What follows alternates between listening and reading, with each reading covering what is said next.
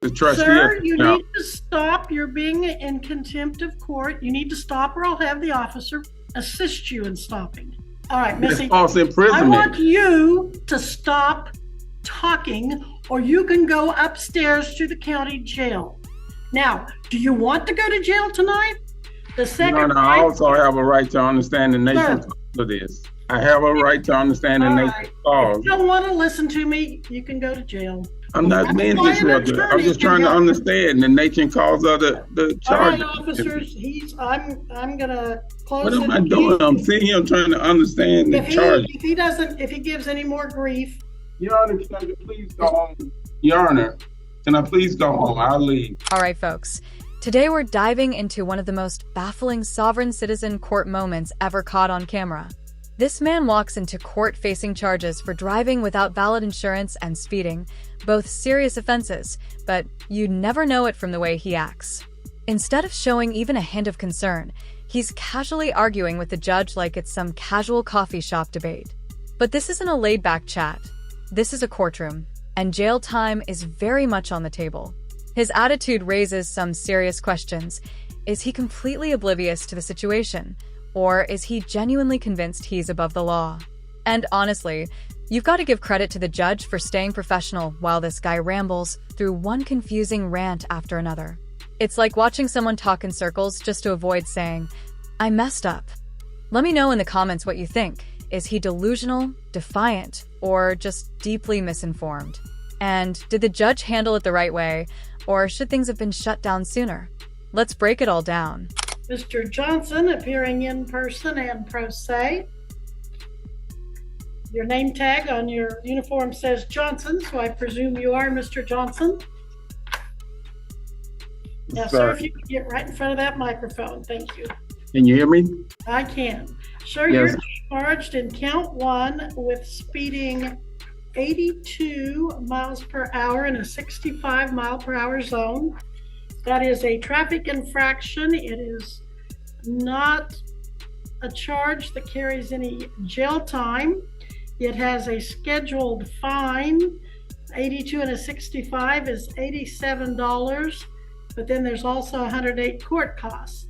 In count 2, you're accused of operating your motor vehicle without proof of insurance. Now, if you had insurance but just couldn't find it, you can get the proof to the county attorney and she'll probably dismiss that charge. If, in fact, it had lapsed or something was happening so that you didn't have insurance on the vehicle at the time being January 4th, 2024, that is a B misdemeanor. The maximum penalties as far as jail time would be 6 months, although probation is usually granted. There is a mandatory minimum fine the court must impose of $300, but it could be as high as $1,000. You do have the right to hire any attorney of your choice. If you cannot afford an attorney, you can apply and see if you qualify for court appointed. You can waive your right to counsel and represent yourself. Another option, you might be able to apply for diversion. That is where you apply, and if the county attorney approves you for diversion, you would pay agreed upon fines, costs, get your insurance current, and pay a diversion fee, and she'd dismiss the charges and keep them off your record. If you want to talk about diversion or anything else with your attorney, you certainly will have the opportunity to do that. Your pleas, you have a choice of pleas. You can plead not guilty and we can set this for trial at a later date. You can plead guilty, admitting the charge, and we would proceed with sentencing. Or you could plead no contest, which is neither admitting nor denying the charges, but you'd still most likely be found guilty and we'd proceed to sentencing. If you want to look into diversion, we'll enter a not guilty plea to give you time to do that. You can always change your plea, but once you're convicted, pre-trial diversion is off the table. So probably not eligible for diversion based on his driving record. Oh, okay. Well, do you want to talk to an attorney then and discuss whether or not you have a defense? Or? No, Your Honor, I would like to request a declaratory judgment due to there is no agreement for my performance under any agreement or commission of this court. Well, I don't need an agreement from you, sir. So if I were... Well, Your Honor, I simply do not understand the nature and cause of the accusation with regard to the jurisdiction of the venue and nature of this action until the prosecutor properly alleges them there. I cannot enter a plea to the charge until I have the opportunity to raise a meaningful defense on my behalf. You can feel the tension boiling over in Judge Joe Webster's courtroom. It's right there in her expression. Her patience is running out, and honestly, who could blame her? This sovereign citizen is standing there tossing out all the usual nonsense about jurisdiction and freedom, like he's cracked some legal cheat code. But let's be real here.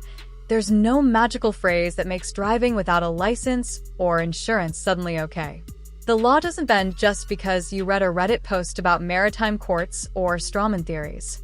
It's wild how deep this misinformation runs, and even crazier, how many people are buying into it.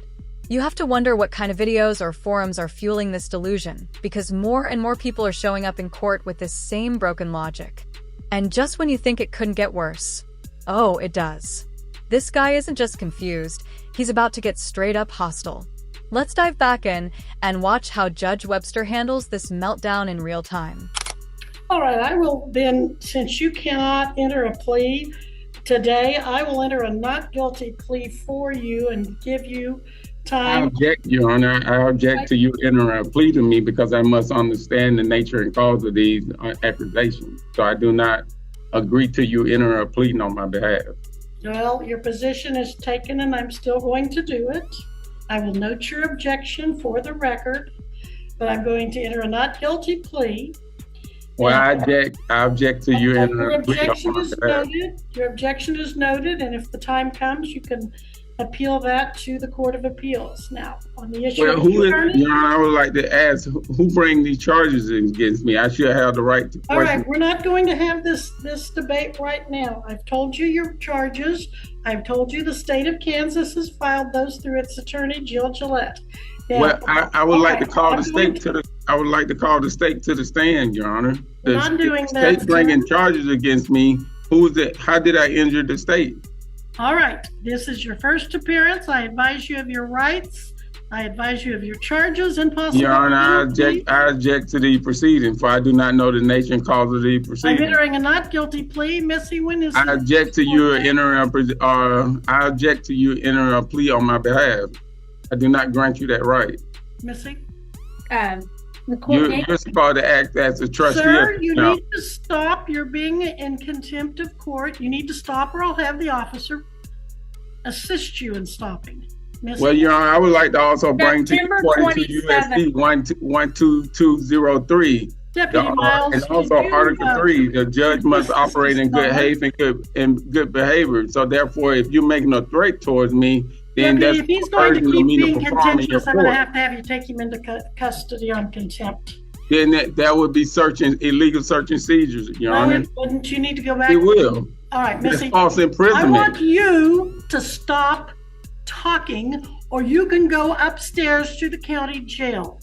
Now, do you want to go to jail tonight? Your Honor, again, Deputy Miles, could you come in and assist the defendant? September 27th at 9 o'clock will be the court date. September 27th, you said 9 o'clock? Yes. 9 a.m. You must be back here, sir, in person at the courthouse, or you will be arrested for failure to come to court. Now, that deputy there is going to take you into custody if you cannot control yourself through the remainder of this hearing. I'm not doing anything. I'm just enforcing my right, Your Honor. All right. So your first right is to have a hearing date, and that is September 27th, 9 a.m. The Your second Honor, I right, also have a right to understand the nature Sir. of this. This man clearly has no grasp on the reality of the courtroom. Or he just doesn't care. By now, any other judge might have hit the contempt button, and honestly, who could blame them? But Judge Webster? She keeps her composure like a pro, even as this guy steamrolls through every explanation she gives. And yes, to give him a sliver of credit, he's technically right that he has the right to be informed of the charges under the Sixth Amendment. But here's the kicker. He has been informed multiple times, in plain English. He's not being denied his rights. He's just flat out ignoring them. Instead of engaging with reality, he clings to this bizarre narrative that he's being targeted by some shadowy legal trap. It's like facts bounce off him the moment they're spoken. And that makes this not a legal argument, but a stubborn refusal to engage. Judge Webster's patience is being tested in real time, and from the looks of it, we're about to find out just how far she'll let this go. I have a right to understand the all nature right. of cause. If you don't want to listen to me, you can go to jail. Do you want to know, do you want to hire an attorney or apply for court appointed? No, I do not. I don't need to hire an attorney, Your Honor. You want to represent yourself? I don't need to hire an attorney. I would like for you as the judge, Your Honor, to explain to me the nature and cause of the. All right, I'm not going to appoint an attorney if you don't want me to. If you want, you said you don't want to hire an attorney. If you want to apply for court appointed, the officers have forms there that you can fill out. If I you just don't want to fill them understand the out, nature I'm and going- cause. If you don't want to fill one out, I'm going to assume you don't want an attorney. And then if you come to court September 27th at 9 a.m., you're going to be representing yourself if you don't hire or apply for court appointed. And so you've got the third issue, does he have a bond? Looks like you do because you failed to appear February 27th at your first appearance. So bench warrant was issued, bond was set at $1,000 cash for professional surety. Looks like that was posted. Looks like you made a cash bond of $1,000. Does that sound right? You put up $1,000 cash back in July 12th? I'm still trying to understand the nature and cause of this allegation, Your Honor. I will continue your bond unless you get yourself hauled into jail on contempt before you leave. I will continue your bond with the condition that you reappear here in person at September 27th at 9 a.m. So you've got your court date, you've got your bond, and we've talked about your lawyer. Now, you're wearing a U.S. Army uniform with the name Johnson on it. Are you in or have you been in the United States military? Your Honor, I'm still trying to understand the nature and cause of the allegation, Your Honor. All right. If you can leave the courthouse now without any further disruption, I will let you do so. But I'm going to have those officers escort you to make sure you do so. So, Ms. Gillette, anything further?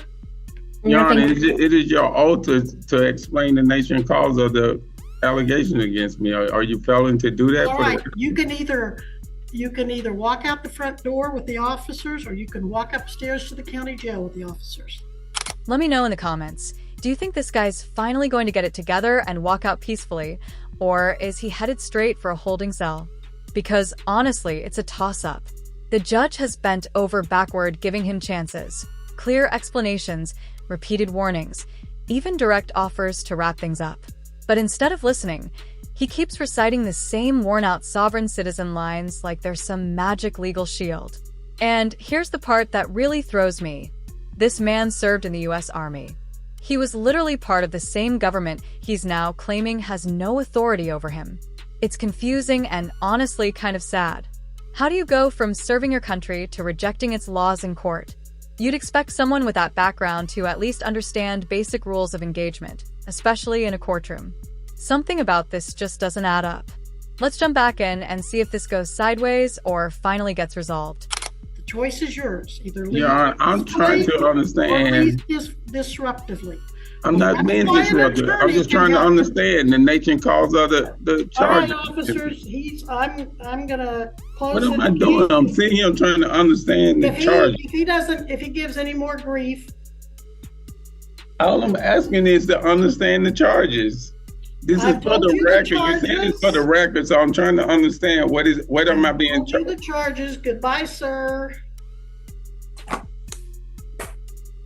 I just want to understand the nature and cause of the charges, Your Honor. That's all I ask. It is your I've oath gone to over give those that. with you. If you tell me what kind of questions you have, I'll be happy to answer them, but I've already told you. Okay. Under what jurisdiction is these charges being brought to me under? The state of Kansas has charged you with speeding 82 and a 65 and operating in a motor vehicle without liability insurance on January 4th, 2024 in Greenwood County, Kansas. You failed to appear for your first appearance, and a bench warrant was issued, and you were arrested, and you made a bond of $1,000 cash or surety, posting a cash bond. Now you have to go to court, and you have to answer those charges. You can Your Honor, I have know. a trial if you like, and the burden will be on the state of Kansas to either prove or disprove. If they can't prove it beyond a reasonable doubt, you're let go.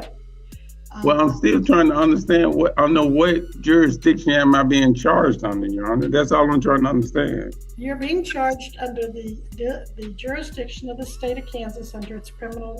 According to the Constitution, there are only two All right, jurisdictions. we'll have that on a later date. We'll be at recess, officers. Please escort him one way or the other, depending on his behavior. But I'm still not understanding what you're charging me with. Goodbye. We are adjourned. But if she's the judge, I'm supposed to have clear and concise of what I'm being charged with. I'm not giving y'all a problem. I'm trying to.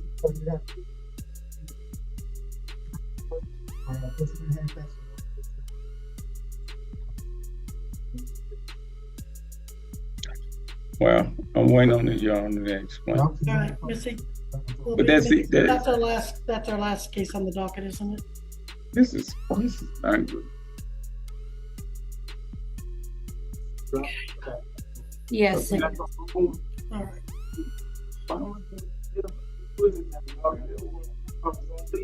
right. Ms. Gillette, I'll see you at 3:30 docket. Your Honor, can I please go home? Your Honor, can I please go home? I'll leave. All right. Well, Can I go home? I left it up to them, and I left it up to you, and then they were to behave accordingly. I've seen plenty of strange court moments, but this one truly felt different. Like the defendant wanted to get locked up. Maybe it's deeper than just defiance. He could be dealing with personal issues, even homelessness. Hard to know for sure. But one thing's clear. Judge Webster went above and beyond, breaking everything down in plain, simple language. Charges, process, jurisdiction, you name it. Yet he kept rejecting it all, like he was stuck in his own world. There was a frustrating mix of confusion and refusal that made progress impossible. And honestly, it makes you question how someone like this made it through the military, assuming that part of his story is even true. But stepping back, this case highlights a bigger problem. Sovereign citizen disruptions waste massive time and resources. Judges, clerks, officers, everyone ends up tied up in nonsense while real cases get delayed. And we, the taxpayers, foot the bill. In the end, Judge Webster stayed firm and professional. She gave him every opportunity, stayed calm, and only acted when she had no choice. The whole thing was frustrating, sure, but also a reminder of how complex and draining these cases can be. What did you think of all this? Drop your take in the comments, and if you liked the video, be sure to like and subscribe. Thanks for tuning in.